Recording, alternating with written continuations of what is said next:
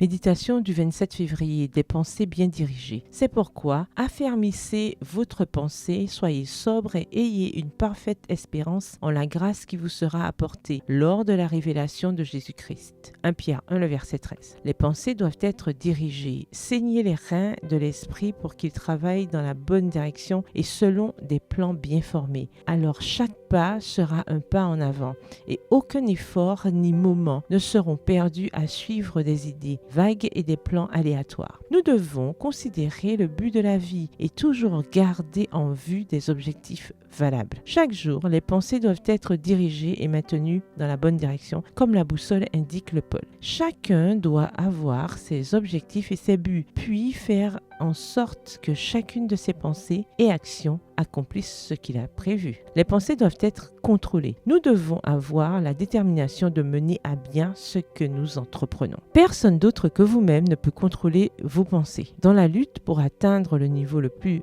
élevé, le succès dépendra beaucoup du caractère et de la manière dont les pensées sont disciplinées. Si les pensées sont bien dirigées, comme Dieu le préconise chaque jour, elles porteront sur des sujets qui nous aideront à atteindre une plus grande piété. Si les pensées sont justes, alors les mots seront justes. Les actions auront pour caractère d'apporter joie, réconfort et repos aux âmes. Ceux qui agissent sans réfléchir agissent sans discernement. Ils font des efforts irréguliers, s'élancent ici et là, s'accrochent à ceci et à cela, mais cela ne mène à rien. Ils ressemblent à la vigne. Ces vrilles non dirigées et livrées à elles-mêmes s'accrocheront à tout ce qui est à leur portée. Mais avant que cette vigne puisse être d'une quelconque utilité, ces vrilles doivent être détachées des choses qu'elles ont saisies et poussées à s'enrouler autour des choses qui les rendront gracieuses et bien formées. L'étudiant qui apprend constamment trouvera de nouvelles lumières, de nouvelles idées, de nouveaux joyaux de vérité et les saisira avec avidité. Il pense. Les lois de l'esprit l'obligent à penser. L'intelligence humaine gagne en expansion, en vigueur et en acuité